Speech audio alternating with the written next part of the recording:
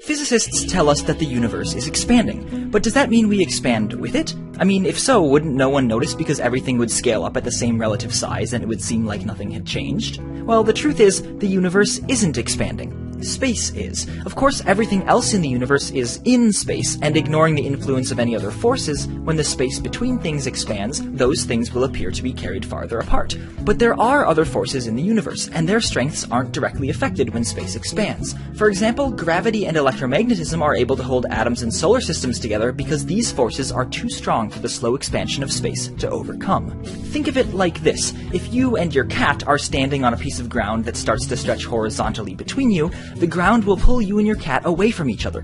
But if the leash is strong enough, in particular if it's stronger than the friction force between your feet and the ground, it'll hold you and your cat together as space expands beneath you. In the real universe, it's the strength of the electromagnetic force that determines the effective sizes of particles, atoms, and molecules, so that even if the space they're in expands, the molecules don't. Electromagnetism is basically the leash that holds atoms and molecules together, and gravity is the leash that holds solar systems and galaxies together.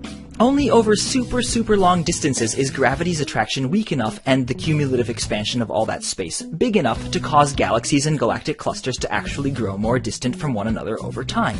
We know this because the light from distant galaxies gets redshifted as it's stretched by the expansion of the space it's traveling through. Gravity certainly still pulls distant objects towards each other, but space expands faster. Basically, the cat is off the leash.